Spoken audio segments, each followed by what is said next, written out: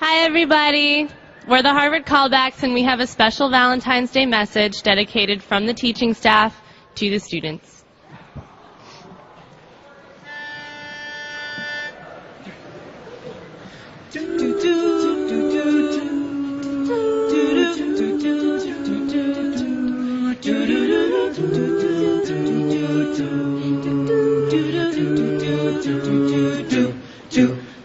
I will never find another lover sweeter than you do. And I will never find another lover more precious than you. 'Cause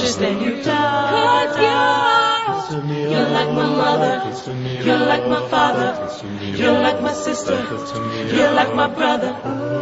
You are the only one, my everything, and for you this song I sing. Oh my life, ooh, praise someone, la da da da, and I thank God that I am, and that pray that you do love me too. Pray that you do love me too. Happy Valentine's Day!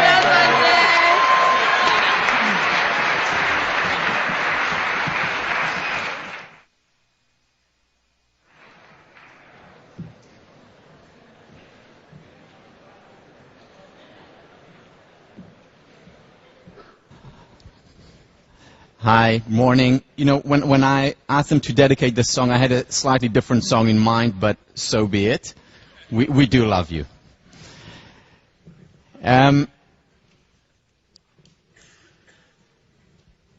What we're going to talk about today, continuing from last time, is or are the basic premises of this course. Where we're coming from, where we're going, laying down in many ways the foundation of the spiral that we're going to create for the next semester together. And last time we stopped where we talked about how difficult change is. We talked about the twin studies that illustrate that, you know, what Lycan and Tellegen said, that maybe changing our happiness levels is as difficult and futile as trying to change our height. And then we talked about the error of the average and the mistake that these researchers are making, misunderstanding the nature of change. Because if someone changes, the question is no longer, is it possible to change, but rather, how is it possible to change?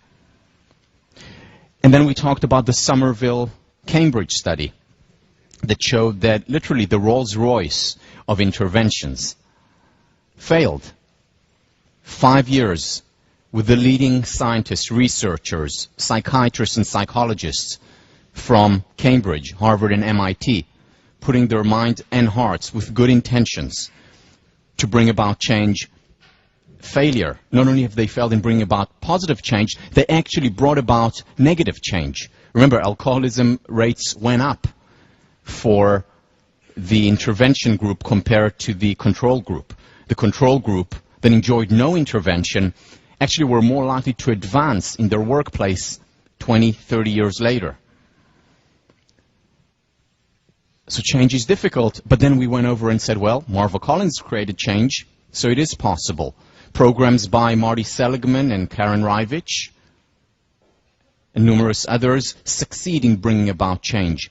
And the challenge then is, for us, if our goal is to become practical idealists, is to understand what it is that brings about change and then do it. Spread the word. Spread the word about the research. Even if the research doesn't always communicate good news. It's about communicating what works, what is real, as opposed to our whims, our desires, our hopes, our wishes. That's not enough. Goodwill, idealism, good intentions are not enough. We need to be grounded in research. And this is very much what Maslow had in mind when he talked about the analogous Manhattan Project, where scientists, positive psychologists, or at that time psychologists, social scientists, would get together and pick out the tip of the stem, the few ideas, the few programs that work, and then replicate them. Study the best, and then as one of the students here, Miriam, came to me after class and she said, tip of the stem is actually about democratizing excellence. I love that phrase, democratizing excellence. Studying the best and applying it to the rest of us.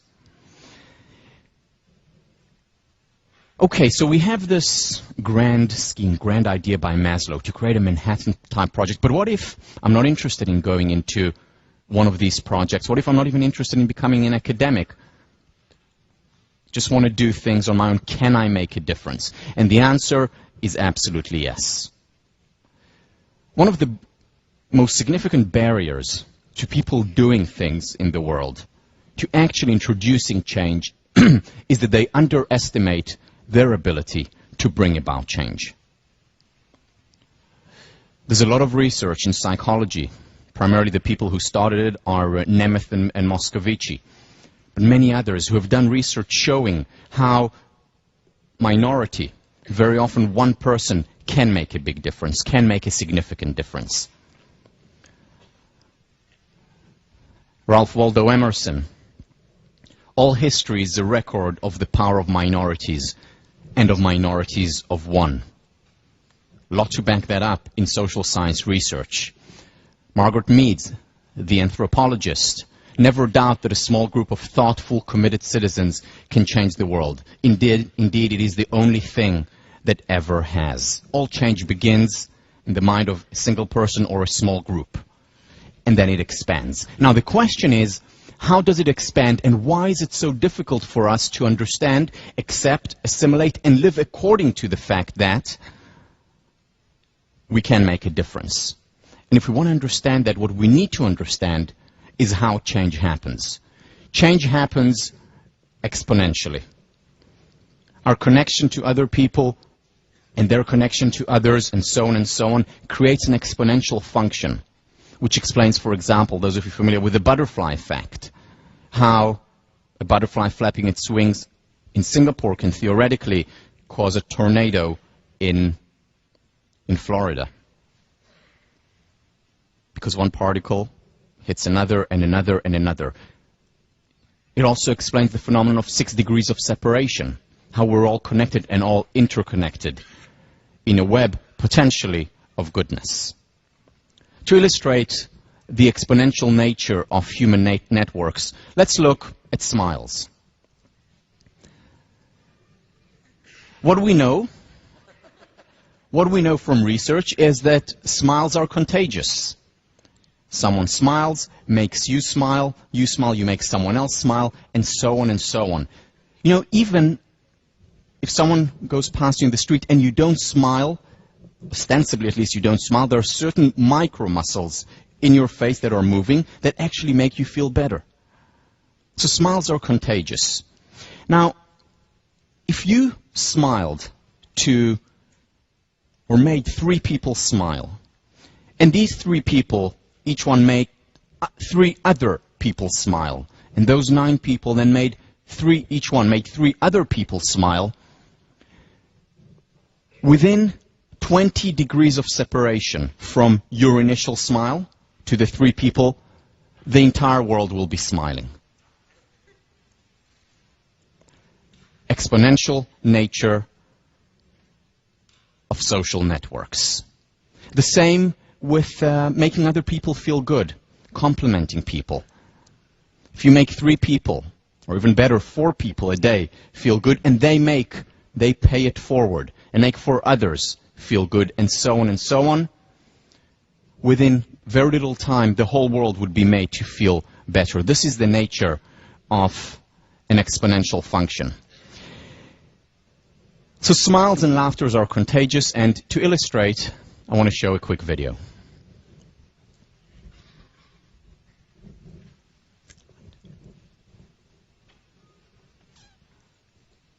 A ver cuánto tiempo aguantas sin reír.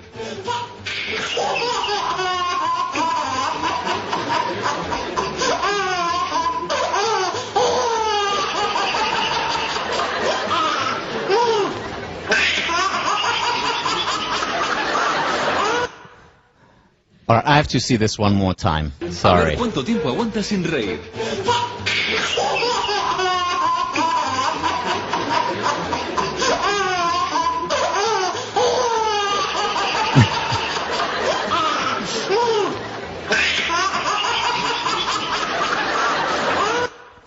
All right, so the theme of the class today is babies. We're going to see another one soon. So let's understand, what is the nature of an exponential function so that we can understand the power of 1? I'm looking for someone to make a deal with me. Here is the deal. What I'm going to do is ask you, this is all voluntary, you don't have to do it, but here's the deal. I'm going to ask you to give me each day, or rather, I'm going to give you, whoever signs this deal with me, $1,000 every single day for the next 30 days. And what you will give me in return is, on the first day, 1 cent, 1 penny. On the second day, 2 cents. Third day, 4 cents. Every day, twice as much as the previous day, starting with 1. Who would like to make this deal with me? Again, every day I give you for the next 30 days $1,000. And what you do is every day for the next 30 days give me 1 cent, the next day 2, 4, 8, and so on. Anyone? Any takers? 1. Looking for some more. So that's $30,000 down for me. Any more? Okay, good. Whew. All right, so here is the deal. Here is what will happen. On the 30th day, I will give you another $1,000. You'll have a total of $30,000 from me. On the 30th day, I will be getting from you a total, including the first 29 days. No, rather, on the 30th day, I'll be getting from you $5,368,709.12. Double that, times it by 2. This is the amount of money that I will be making in 1 month.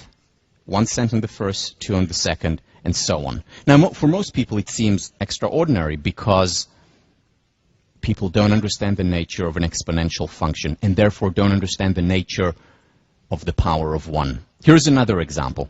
Just kidding, I'll let you off the hook. Just another example. This captured my imagination when I was a kid. My dad told me about the invention of the chess game. Some of you know the story. So the inventor of the chess game was in India. Went to the local king, and the king was very impressed with the game and said, "How can I reward you?" And the chess player said, "No, it's okay, really." And the king said, "No, I want to reward you. How can I reward you?" So the inventor of the chess game said, "Okay, what I'd like is, on the first block, first square, I would like 1 grain of rice. On the second, I would like 2 grains of rice. On the third, 4 grains of rice, and so on and so on. That's my request." And the king said, "Are you sure that's all you want? I'm prepared to give you a lot. This is a wonderful game." And the inventor said yes. So the king told his assistants to go and give the man his wish. And when they started to calculate how much rice would be needed to fill up all the blocks all the way to 2 to the power of 63, they realized that the rice could fill up the entire world with a thick layer. Again, misleading, fail to understand it because we don't understand the nature of exponential change. Another last one. So how many times do you think, so you all have pieces of paper in front of you, how many times do you think you need to roll over the piece of paper for the piece of paper to reach the moon? The moon, 240,000 miles away from us. How many times do you need to fold the piece of paper so that you can reach the moon? 41 times. So if you can have a piece of paper here and you fold it 41 times by the end of the class, you can reach the moon. I don't know why they make such a big deal out of, a person landing on the moon. Seems quite simple to me. And here is the point. we underestimate our capacity to affect change because we underestimate the growth of an exponential function. We're influencing people and the world every minute of our lives. The question, though, is in which direction are we going to do it? Are we going to be a force for change, be deliberate, be practical idealists, or just have the good intentions without the effort that's necessary to bring about a positive exponential function? The final project for this course, as you know, is a presentation that you will give, whether it's for the FAST students or the extension school students. You're going to be giving a lecture to other people. And when we put together the class, this is precisely what we thought about. How you can affect change, and those people whom you change will hopefully influence others, and so on and so on. In many ways, the idea was taken from the film Paid Forward. And what I want to do now is show you a quick excerpt, just the coming soon of Paid Forward for those of you who haven't seen it. Because in Paid Forward, they capture this very idea of human networks as exponential functions.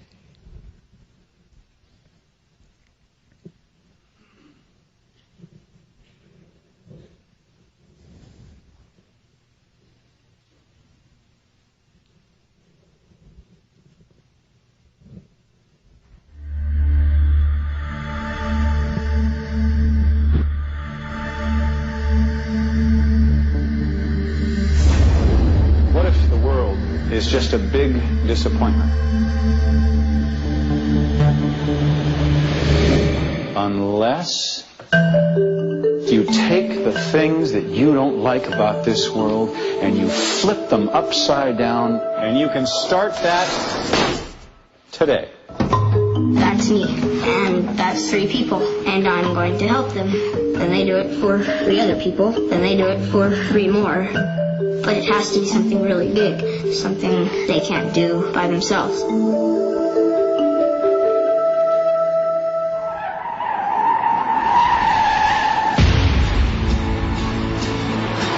Lost your car? That's a keen observation. I can help you. You're giving me a brand new Jaguar and you don't want anything? Call it generosity between 2 strangers. What did you tell my son to make him bring a homeless man into my house? I've got a story, okay? Senior partner of Channing and Moss is giving away new cars. Just pay it forward. 3 big favors for 3 other people. Hello? You can't just put 2 people together and make them like each other. This is the one. Pay it forward. Paying it forward. Just like this idea. You can fix a person. Do you want to come in and stay? It's complicated. Come in. It's supposed to be something hard. I don't care about your burns, Eugene, if that's even what they are. Is that what they are? I can't. I'm so sorry. Don't tell me how sorry you are for me! Maybe you're scared to get rejected. Well, I can't reject you. You're too quick for me.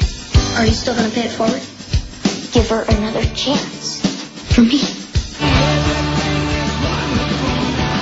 You were missed. No, I want to wear the green dress. No, you smell good. Are you sure? Yeah. Pay it forward. The movement, it's reached LA, Mrs. McKinney. Come on, the movement?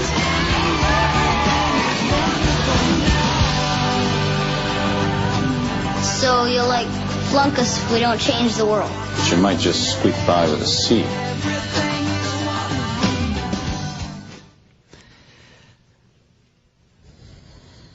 Impact 3 people, who each impact 3 others, and 3 others within 20 degrees of separation. You can change the world, the entire world.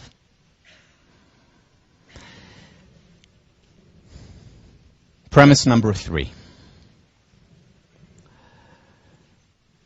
Internal factors versus external factors.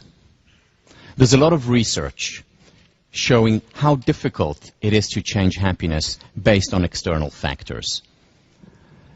Research on subjective well-being, the term that psychologists use to capture happiness essentially, has been going on for a very long time. Until recently, most of the research was done using questionnaires.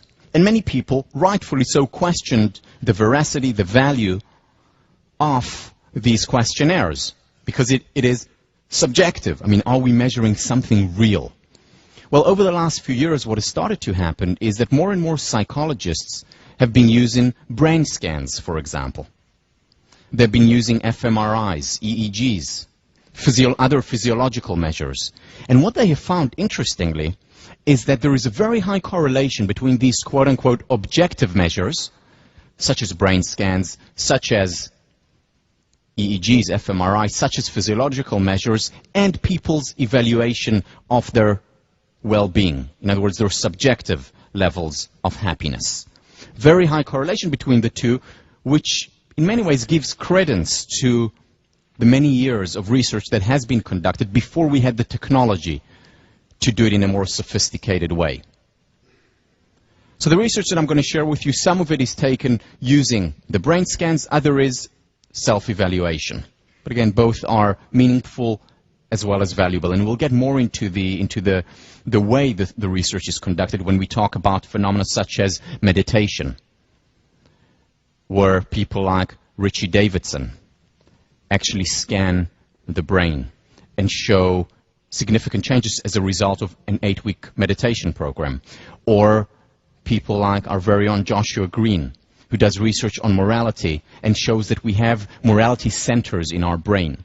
So it's becoming much more sophisticated, much more interesting, and the interesting thing about it is that it verifies a lot of the research that has been done to date with far less sophisticated means, such as self-report. Research done by Daniel Gilbert, teaches Psych 1, on effective forecasting. Here is one of his studies. So what he did was go to professors who were just before either getting the tenure decision. So either they were going to get the tenure or not. And he asked them, so how happy are you going to be if you get the tenure? And they said, well, ecstatic. This is something that I've been working on for many years, and this will be it. This will be a dream come true. And how happy are you going to stay for? And they said, well, for the rest of our lives. Because this is something that we've been working for a very long time. It will make everything so much easier. I can get off this, publish or perish race. I can enjoy my work much more. This is going to transform my life. And then he asked them, and what happens if you don't get tenure, if you're rejected? And they said, well, we're going to be devastated. This is something we've been working on for many, many years. And how long are you going to be devastated for? Well, probably until we get tenure somewhere else. But even then, that may not be enough, because, once you don't get tenure in one place, you don't go up in terms of the ranking of the school. You very often would get tenure, but elsewhere. School that is not considered as good as the one where you were rejected. So it's going to be devastating, and for a very long time. And then Gilbert went to them at the moment when they got the tenure decision. Some of them got them, others did not. How are you feeling? He asked. Well, those who got it, ecstatic. The happiest we've ever been. And how long are you going to stay happy for? Well, for the rest of our lives. We've made it. And then he went to those who didn't get tenure and asked them, how are you feeling? They were devastated, and they were sure that they were going to remain devastated for a very long time. And then he went back to see them 3 months later, 6 months later. And what Gilbert and his colleagues found was that almost to the person, those who got tenured or did not get tenured went back to their previous level of well-being. If they were happy before, they were happy 6 months hence. If they were unhappy before, regardless of whether they got tenured or not, they were not happy. In other words, it looked like this and then back to base level, or it looked like this and then back to base level. They did the same with lottery winners. What if you really win $10 million? Will it actually make you happier? Yes, for a while, but not for long. Philip Brickman, Northwestern University, did this research. After, within as little as 6 months, people go back to their base level of well-being. People in serious accidents, where they're paralyzed as a result of the accident, very often, usually, again, this is all the average, go back to their base level of happiness. If they were happy before, they will be happy 1 year after. If they were unhappy, they will remain unhappy. Extreme circumstances make very little difference to our well-being. University of Illinois professor Ed Diner does a lot of research on happiness levels, has been doing it since the 1970s. What he shows, he and others, including Daniel Kahneman, Nobel Prize winner, show, is that wealth matters very little to our levels of well-being. Just like the lottery, will make very little difference to our well-being. Now, this does not mean that a person who doesn't have enough food, someone who's homeless on the streets here, gets an extra $1,000 and $2,000 a month. That, of course, will make him or her much happier. But beyond the basic needs, once our basic needs are met, and that means food, shelter, basic education, once those needs are met, income makes very little difference. No change across generations. You know, our generation is much wealthier than our parents and much, much wealthier than our grandparents' generation. We're not happier. And that is global. Whether it's in China, whether it's in the UK or Australia or the United States. Levels of happiness are essentially static, and anxiety levels and depression levels, as we talked about in the first class, have gone up significantly. So income levels make very little difference. In general, external circumstances make very little difference. I mean, think about your own experience. How did you feel? Go back, just transport yourself to the experience of getting into Harvard. You know, getting this big package in the mail. You said you were accepted. On April 1 or end of December, when you got this pack. How did you feel? Probably ecstatic. Probably one of your highlights. And at that moment, if you're like me, you thought, this is it. Now I'm really going to be happy for a very long time, because I really struggled in high school. A lot of it was difficult, a lot of it was painful, but it was all worth it. I made it. And you went along with that feeling the next day, because in school they started to talk about how you got in. And you felt fantastic about it, right? And you felt great for probably the rest of senior year. I mean, still ups and downs, but overall, high levels of happiness. And it was going to last for the rest of your life. And when you came here freshman week, you knew that it was going to last for the rest of your life. Because you were around wonderful people, and it was fun, and there were parties. And you said, everything they said about Harvard was not true. It's actually a party school. You were certain of that, right? And not only was that a party school, you were going to have an amazing time for the 4 years and beyond, because your life was transformed by this letter of acceptance, right? Things started to change probably on the first day of class, but not entirely, because there's shopping period, and it's such a wonderful thing. You shop for classes. It's even better than going to the mall. So many, 3,000 classes to choose from. And the second week at Harvard was fantastic, and it was going to continue just that way, a constant high for the rest of your life. And then suddenly things begin to change. Slightly.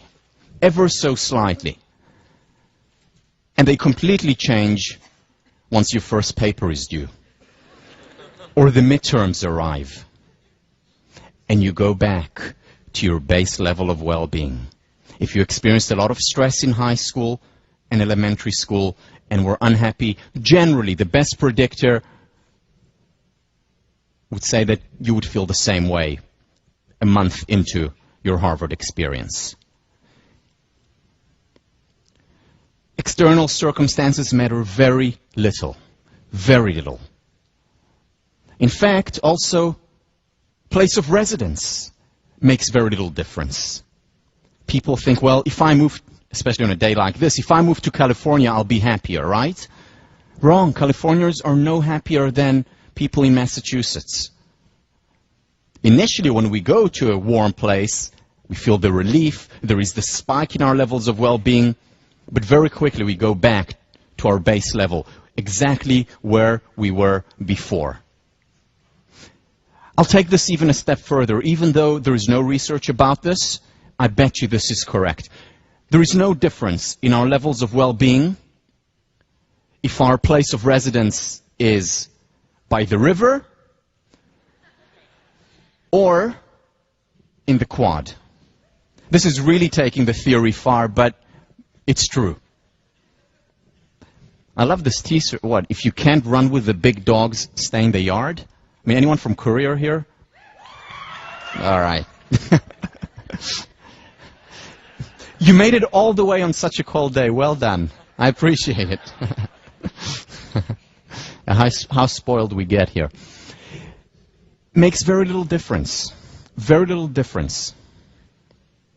Where we are, where we live, income levels, lottery, tenure, getting into our dream college, getting our dream job. For you seniors, you may have just gotten it. Yeah, you're going to have a spike in your level of well-being. I'm sure you had a spike in your level of well-being when you got this acceptance letter, but very quickly we go back to our base level. One thing that does matter to our base level of well-being, which is an external circumstance, is democracy versus oppression. People living in democracies are generally significantly happier than people living in dictatorships. Women, for example, living in places where they're oppressed are in general less happy than women living in free countries. People living in Darfur are certainly less happy than people living in Denmark or the United States. But again, these are the extreme circumstances that do make a difference. Such as I said, a homeless person. Of course, income will make a difference to that person. Moving to a free country, of course, will make a difference to their well-being. But beyond the extremes, additions or subtractions to our external circumstances make very little difference. Now, this is good news and bad news. The bad news is it seems like whatever we do doesn't matter, so why am I working hard in order to get that BCG job? Why am I working hard in order to, why did I work so hard in order to get into this place? If it doesn't matter if I experience these ups and downs. And the answer is that, yes, it will make a difference to our well-being, but it also doesn't mean that we cannot increase our levels of well-being. You know, many people say that the problem with general levels of happiness, or unhappiness rather, the cause is that people have too high expectations.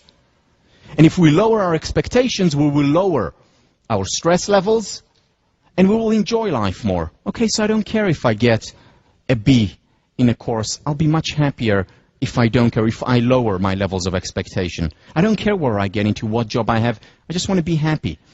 And you'll probably be happy, slightly happy, if you lower your levels of expectations, but not in the long term. And we'll talk about it next week. Not in the long term.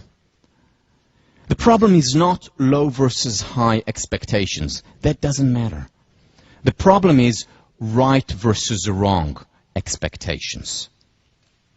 Not low versus high expectations. That won't make a difference to our levels of well-being.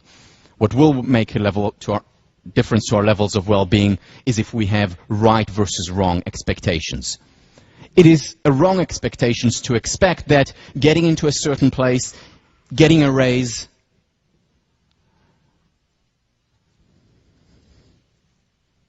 finding our dream partner is what's responsible for our happiness. Moving to California or to Pforzheimer. That in and of itself will not make us happier. That's wrong expectation. The right expectation is to believe in change from within. So these things will not make us happy. In fact, our readiness and potential to experience happiness is mostly dependent on our state of mind, not on our status or the state of our bank account. It's about changing our perception, state of mind. It's about changing our interpretation of the world, of what's happening to us, of our achievements, of our failures. It's about what we choose to perceive, what we choose to focus on. It's about transformation, as opposed to the external information or the external success. 1504, this whole course is about this transformation, as I mentioned during the first lesson.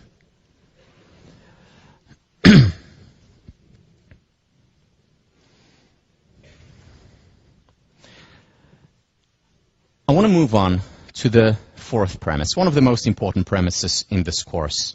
And in many ways we can understand human intellectual history just based on this idea.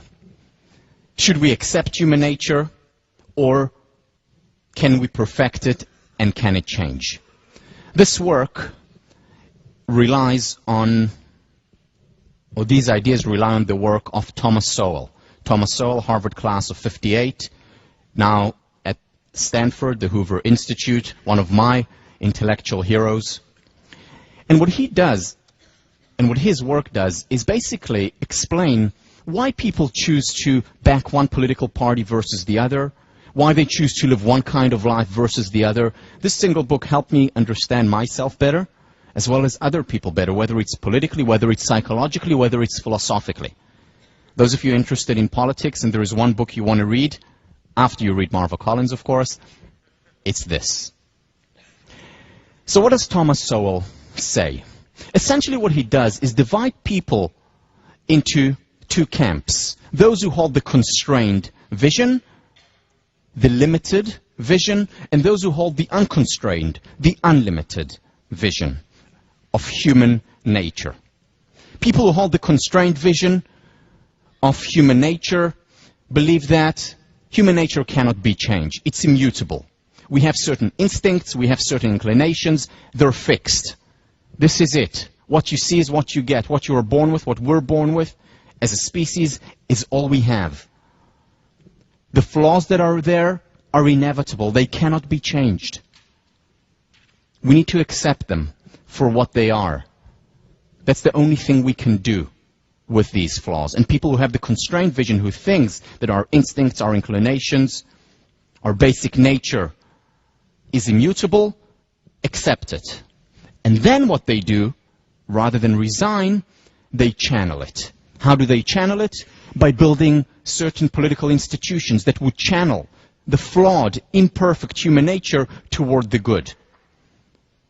Philosophers and psychologists who fall under the constrained vision create then philosophies and psychologies and institutions and systems to channel our flawed and imperfect nature.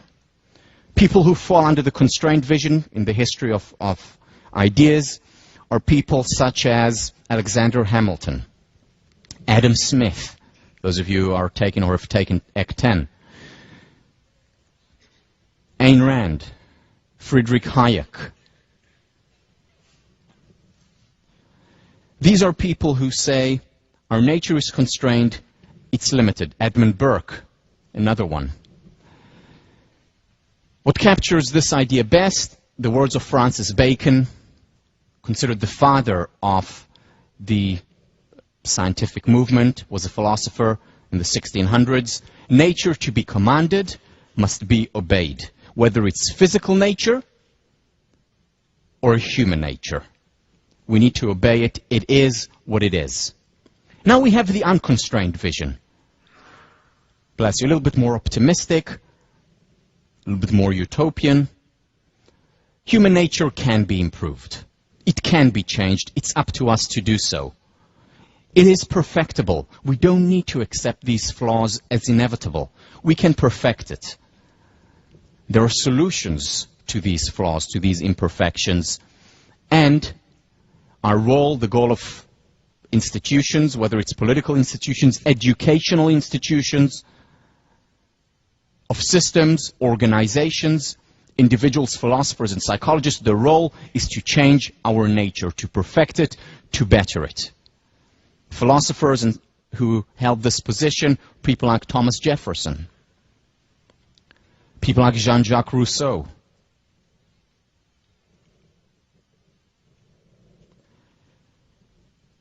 George Bernard Shaw, Ronald Dworkin, and other leading thinkers. And what Thomas Sowell did was map the entire intellectual history of the world, showing how people who held this view versus that view led to radically different political prescriptions. The person who best captures the unconstrained view, Benjamin Constant, a French philosopher and politician, it is for self-perfectioning that destiny calls us. Generally, people on the constrained view are people politically, not always, but usually are people who would support capitalism. People like Adam Smith, who talks about the invisible hand. Let's channel imperfect, perhaps flawed human nature toward the good. People who are more on the unconstrained vision would tend toward utopianism or sometimes communism. Not always, but sometimes. Why? Because let's change human nature. Self-interest is not good. It hurts in the long term, and therefore we need to change it. Rather than the constrained vision, people who said, we may not like it, but it is what it is, we cannot change it, let's make the best of it, and channel it toward the good. Two radical views, two radical prescriptions based on people's notion perspective. So why am I telling you this? I mean, this is not a political science class, because it has every relevance to psychology as well. It has every relevance to psychology. Do we perceive reality, human nature as constrained or unconstrained will ultimately affect our psychology, and this is very meaningful and important. Let me explain. Now, first of all, some people who have the constrained view when it comes to politics have the unconstrained view when it comes to psychology. It's not always consistent, though it very often is. So the vision of psychology that this course promotes is the constrained view. In other words, my belief, and I'm going to back that up with research today and for the next semester, is that human nature is fixed. We have inclinations, we have certain instincts that are there, and they have been formed either God-given or evolutionary given for millions of years. They have been formed. They're not going to change anytime soon, not in our lifetime. It's fixed. We're stuck with them for good and ill. And all we can do after we accept this nature is to first understand it through research, and then, after we understand it, make the best use of it. Understand it through research as well as through the search, through introspection. And then make best use of it. How can I channel my nature? And what I want to do now is illustrate a case study of what I mean by nature constraint and why it is so important for happiness, for well-being, for long-term success to have the constrained view of human nature when it comes to our psychology, that is. The topic I want to talk about is the permission to be human. I'm going to talk about this topic for three reasons. A, because it illustrates what Thomas Sowell means politically in the psychological realm. Second, because I think it is one of the most important pillars of well-being and happiness. And the third reason why I'm going to talk about it is because it gets to a misunderstanding that many people have regarding what positive psychology is and is not. When I first started teaching this course and had the 6 students, I remember one day sitting in Leverett House having lunch by myself, and one of the students comes in and says, "Can I join you?" Sure, we have lunch. And then he says to me, "Tal, I hear you're teaching a class on happiness." And I said to him, "Yes, that's right." And then he said, "You know, my roommates are taking your class." And I said, "That's wonderful." You know, there were 2 of the 6. And then he said, "But Tal, you've got to watch out now." And I said to him, "Why?" And he said, "Tal, you've got to be careful." And I said, "Why?" And he said, "Because if I see you unhappy, I'll tell them." Now, the next day in class, I used that and I said to the students, you know, the last thing in the world that I want you to think is that I experience a constant high. Or that you, by the end of the semester or the year, it was a year course, you by the end of the year will experience a constant high. There are two kinds of people who experience this constant high who don't experience painful emotions, such as anger or envy or disappointment or sadness or unhappiness or depression or anxiety at times. Two kinds of people who don't experience these painful emotions. The one kind are the psychopaths. By definition, they don't experience these painful emotions. The second kind of people who don't experience these painful emotions are dead people. Exactly. So you know, if you experience these emotions, it's a good sign. You're not a psychopath and you're alive.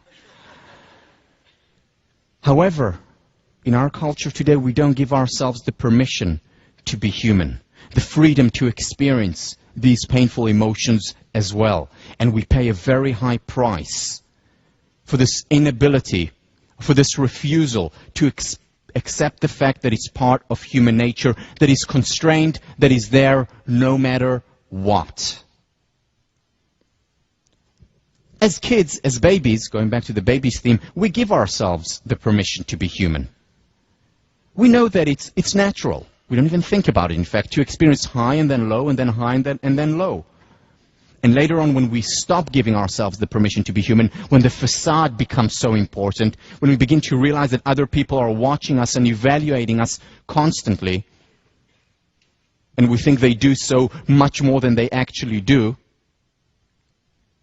that's when we stop giving ourselves the permission to be human, and we pay a price in terms of our energy levels, of our well-being, of our happiness, of our creativity, and ultimately also our success. Let me give you an example of someone who does give himself the permission to be human.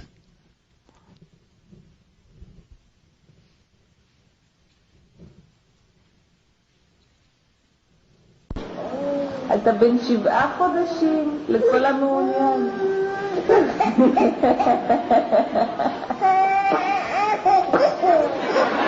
זה ההבדל בין יופי לצחוק. עכשיו תבכה, עכשיו תבכה. כן, תבכה, עכשיו תבכה, כן. עכשיו לצחוק, לצחוק.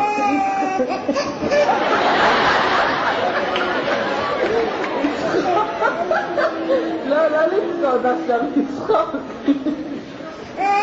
רגע, עכשיו לצחוק.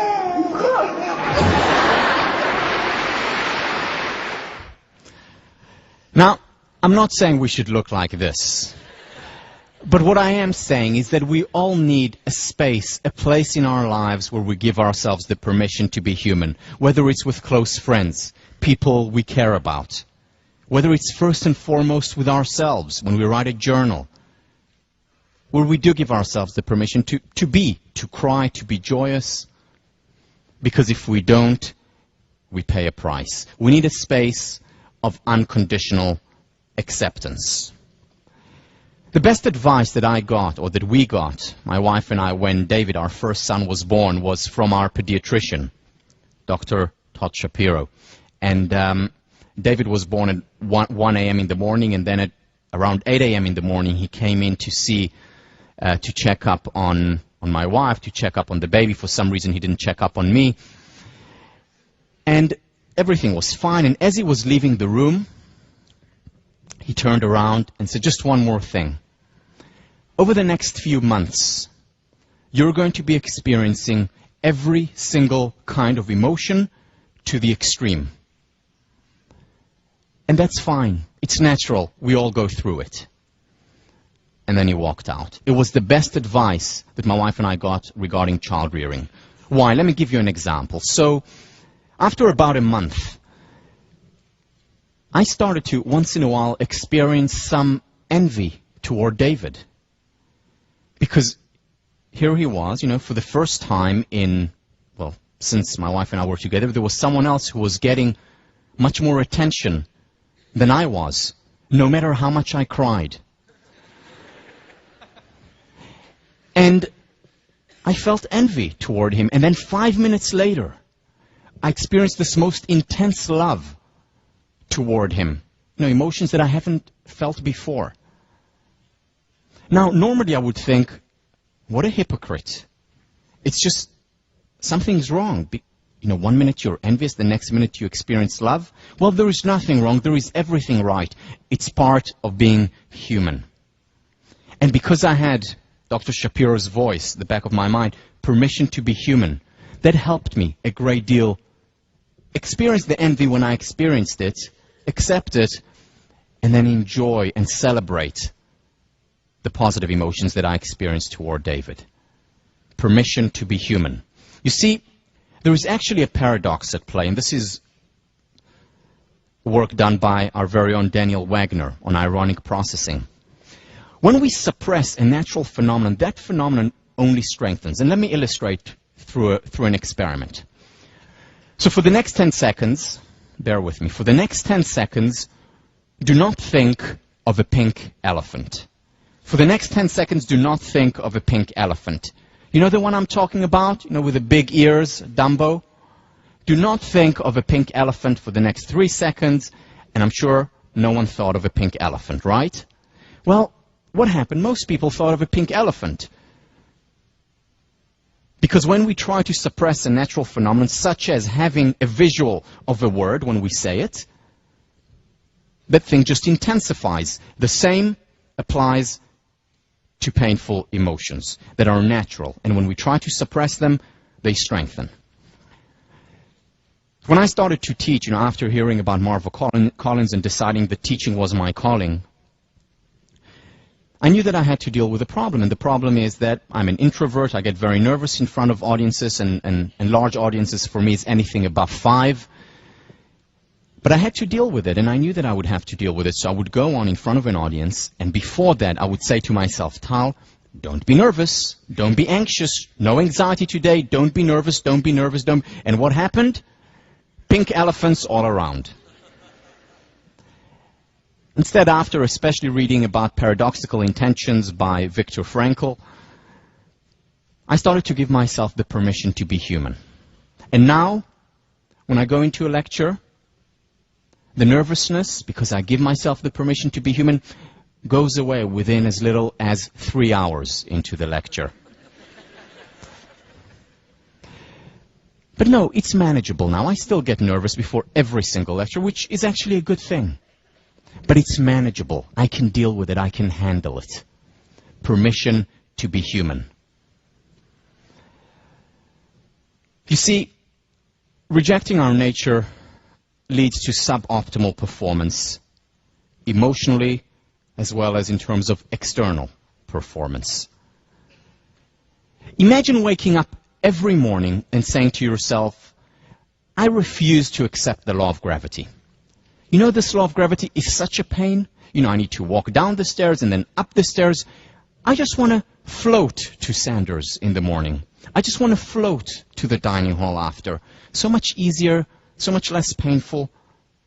Imagine leading a life like this, where you truly refuse to accept the law of gravity. What kind of life would you lead? Well, first of all, you may not survive for long. If you truly don't accept the fact that things, people being no exception, fall when left in midair. But even if you do survive, let's say you live on the ground floor, even if you do survive, you would lead a life of constant frustration, refusing to accept something that is there whether you like it or not. So instead, we accept the law of gravity. More than that, we create games around the law of gravity. I mean, all those of you who are doing sports here, and it's most of you in this room, who are doing athletics, who go for a run, you rely on the law of gravity. Can you imagine, you know, Harvard versus Yale football without the law of gravity? Can you imagine a basketball game without the law of gravity? And I'm not talking about Michael Jordan, but for the mere mortals. We accept it and we create games around it. And yet we don't do the same. We don't do the same when it comes to our emotions. Now here is the key point. Painful emotions are as much part of human nature, as the law of gravity is part of physical nature. And nature to be commanded must be obeyed. An aeronautics engineer who wants to build an airplane has to obey, take into consideration, learn and study and understand the law of gravity. The same applies to a psychologist, the constrained view of human nature. Nature to be commanded must be obeyed. And yet we don't do that. We don't do it in our culture, and we pay a high price for it. We have what I call the great deception, where people ask us, so how are you doing? And we say, fine, just great. When in fact, we're not doing so well. More appropriate would be, you know, I'm going through a rough patch now. Going through a hard time. I'm really stressed. But yet, we don't want to admit that. We don't give ourselves the permission to be human because we think there is something wrong with us if we experience these emotions. And then when everyone says, oh fine, oh great, oh terrific, then when we are asked, so how are you doing? I'm not going to be the only party pooper here. I'm not going to be the only depressed one around here. So I say, oh fine, oh great, and then we contribute to this great deception. And it is this great deception that leads to the Great Depression. The Great Depression in the ultimate currency of happiness. This to a great extent explains why so many people today experience depression. The 45% figure nationwide on college campuses. Not enough permission to be human. Now I'm not talking about wearing our heart on our sleeves. You know, when someone comes to us in the elevator in William James and says, so how are you doing? Oh, thank you for asking. You know, it all started when I was 3. You know, this is not what I'm talking about. This is not what I'm talking about. Well, in William James it may be the case because, you know, the elevators, it does take about 2 hours to get there for the door to close. But other than that, I'm not talking about that. What I am talking about, though, is a space, a safe space in our lives with our closest friends, with our family, first and foremost with ourselves, where we have the permission to be human. And what I'm not talking about is resignation. Far from it. It is not about saying, well, I'm depressed, there's nothing I can do about it, I accept my nature, I accept my state, and that's it. I'm not talking about resignation. What I am talking about is active acceptance. What does that mean? It means understanding that certain things I cannot change and certain things I can and ought to change. One of the main ideas we'll talk about is the distinction, we'll talk about specifically on the lectures on change, between affect, behaviors, and cognitions. The A, B, C of psychology. Affect, emotion, behavior, action, cognition, thoughts. Unconditional acceptance, permission to be human, relates primarily to our affect, to our emotions. They're there, just like human nature, just like the law of gravity is there. That does not mean we need to accept our behavior and our cognition. For example, I can, and have in the past, experienced envy toward my best friend. That, in and of itself, does not make me a bad person. It's human. I've never met a person who has never experienced or who does not experience, well, maybe the Dalai Lama, but other than that, who does not experience envy toward other people. And if it is true about the Dalai Lama, then it's because he has worked on it for decades. Envy is part of human nature. Nothing good or bad about the envy. Nothing good or bad about experiencing anger. Nothing good or bad about experiencing depression or anxiety. It's part of human nature. However, the question is, how do I choose to behave, to act as a result of it? That's where the moral domain enters. That's where I can have moral or immoral behavior toward my best friend or baby or other people in general. I can still experience envy toward my best friend and choose to behave generously and benevolently toward him. The same with cognition, and we'll talk a lot about it when we talk about CBT, cognitive behavioral therapy. I can feel a certain way, but it doesn't mean that I need to resign to my thoughts about that feeling.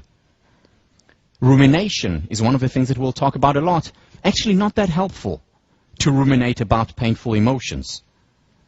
It's much more helpful to write about them, to talk to other people about them, rather than to just be thinking constantly about how miserable I am because my girlfriend just left me and I haven't found anyone in Pinocchio's. So rumination doesn't help. So I don't necessarily need to accept all my irrational thoughts. And again, we'll talk about it much more next week, of how we can cognitively reframe what we're thinking. But the emotion, the affect is the emotion. It is what it is. And the key is to be true to reality, which is also one of the main themes in the course. You know, in many ways, this course should not be called positive psychology. Well, I'm telling you this after you already signed up for this class, so it's too late to leave. This is actually not a course in positive psychology. It's a course in reality psychology. Because positive psychology may mean that we're only focusing on the positive, on what works, ignoring all the rest. We're not. All we're doing in this class is shifting the pendulum so that there is more even playing field. Instead of the 21-to-1 ratio, we're doing much more, focusing on the positive. And at the same time, accepting that painful emotions are as much part of human nature as the wonderful emotions. And the sooner we accept it, the better. What that will mean at the end of the course of 1504, or 100 other courses and workshops or books that you read, it's not that you will not have painful emotions anymore. It's simply that your psychological immune system will become stronger. Hopefully already by the end of the semester. Psychological immune system will become stronger, and that means not that we don't get ill. It means that we get ill less often, and that when we do get sick, we recover more promptly. The difference between extremely happy people and extremely unhappy people is not that one gets sad or upset or anxious or depressed and the others does not. Both groups do. It's how quickly, how promptly we can recover from these painful emotions. In other words, how strong our psychological immune system is. And our psychological immune system strengthens when we give ourselves the permission to be human. Many of you have probably read this, come across this, but I think it captures so well the foundation of what it means to be actively accepting. This has become also the official mantra, in many ways, of the AA movement. God, grant me the serenity to accept the things I cannot change, the courage to change the things I can change, and the wisdom to know the difference. The wisdom to know the difference. Unfortunately, a lot of this wisdom can come from studies, from research, from deep introspection that you will do throughout the semester.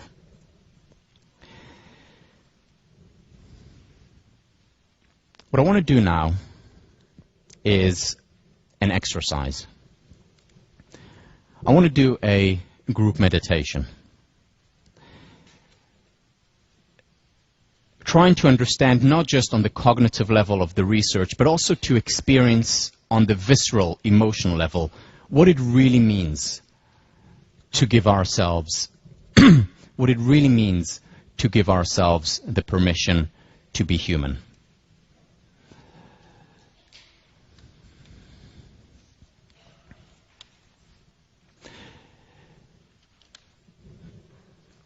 Those of you who don't feel comfortable doing it, you don't have to do it. Those who feel comfortable do it. If it's a stretch for you, I still recommend that you do it. If you've never meditated before, this is a wonderful opportunity to do it for the first time.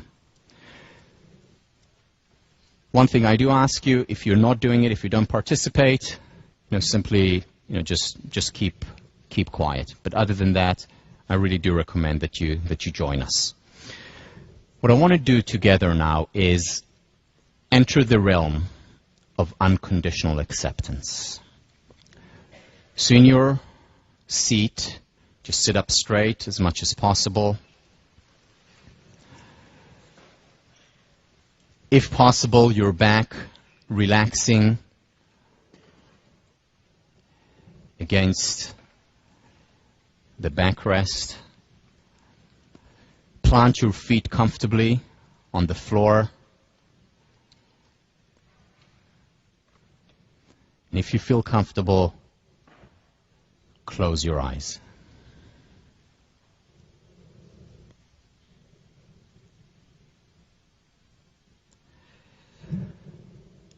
Shift the focus of your breath.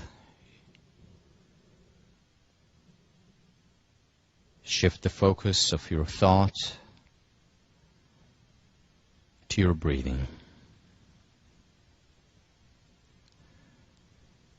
Take a deep breath in all the way down to your belly,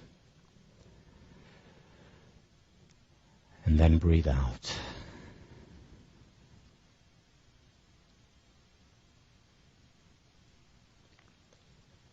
And again, deep breath in, and slow, gentle, quiet breath out.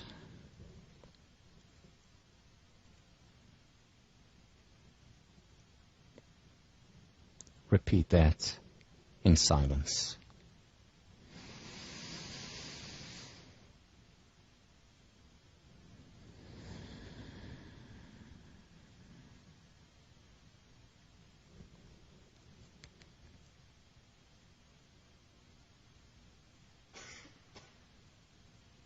If your mind wanders, simply bring it back to your breathing.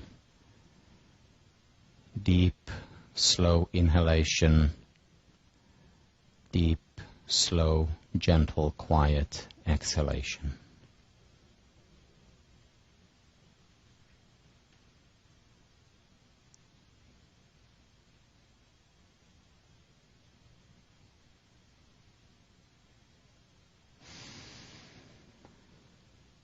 Most of us don't breathe deeply enough.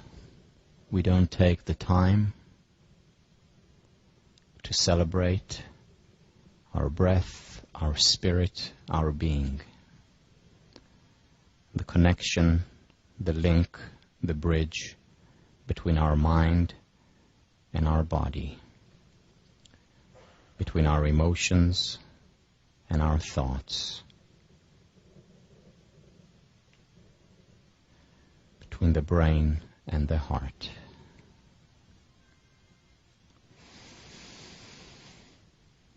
Continue with the deep breathing.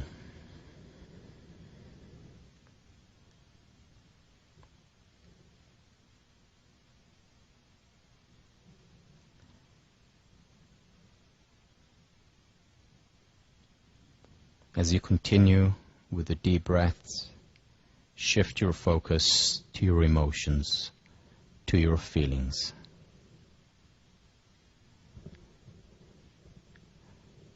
How are you doing? How are you feeling? Pay attention to your emotions.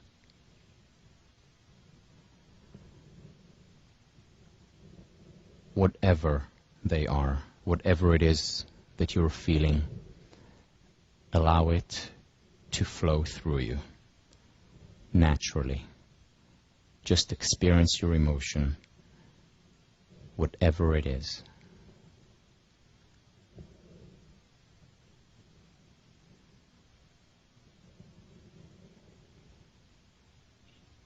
You may feel one emotion the one moment, different emotion the next. That's okay. Whatever it is, accept it, experience it. Give yourself the permission to be human. It's all okay. Just breathe.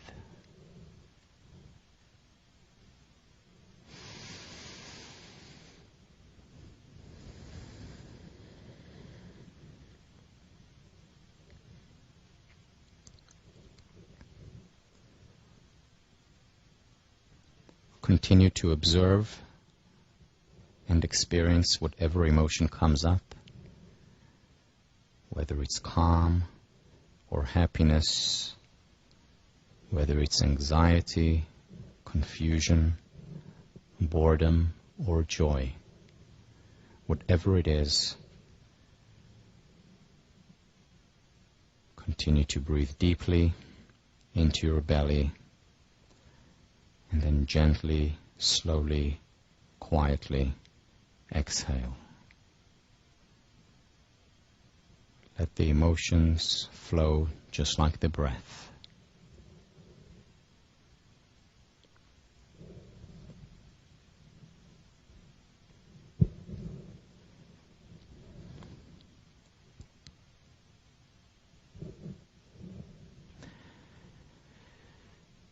As you continue breathing deeply, in your mind's eye, see yourself walking out of this classroom today, walking in the yard with the feeling that all your feelings are real, fine, part of human nature. They just are, neither good nor bad.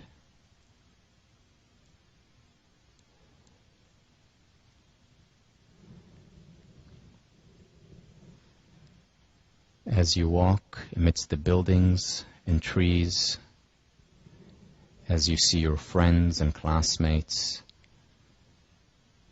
allow these emotions to flow through you, freely, lightly.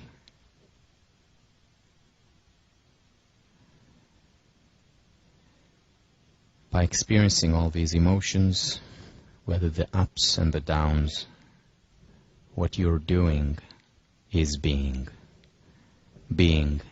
a human being.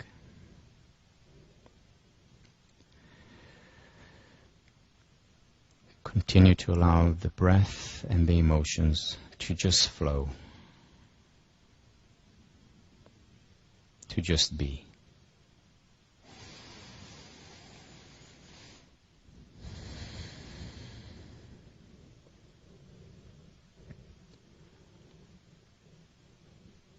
What if you truly gave yourself the permission to be human? What if you are giving yourself the permission to be human? Just imagine. Life becomes so much lighter, so much simpler, when rather than trying to fight or defeat our nature, we accept it. We accept who we are. We accept whatever emotion comes up.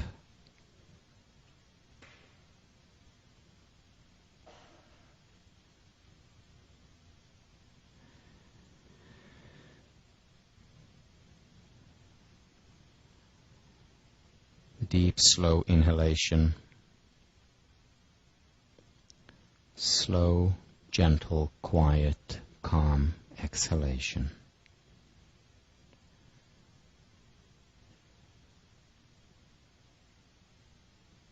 Take a few deep breaths in silence. Embrace the silence, the stillness.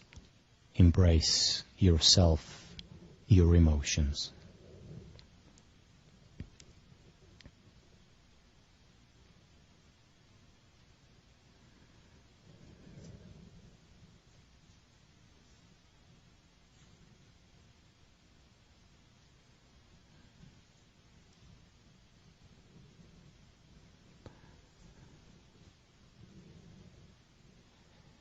And on your next exhalation,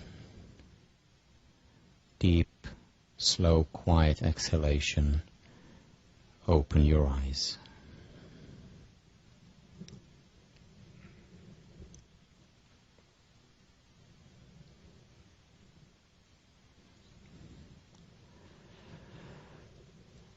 If the person next to you is asleep, gently wake him or her up.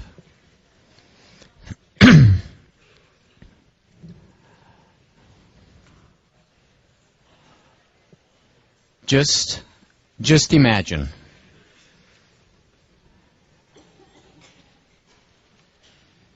Just imagine the kind of life that you can experience, the kind of life that you can lead if you truly, genuinely, really gave yourself the permission to be human. It is one of the pillars of a healthy life, psychologically, physiologically. So try it. Every day remind yourselves just once or twice to give yourself the permission to be human and give others that same permission. You deserve it. I'll see you on Thursday.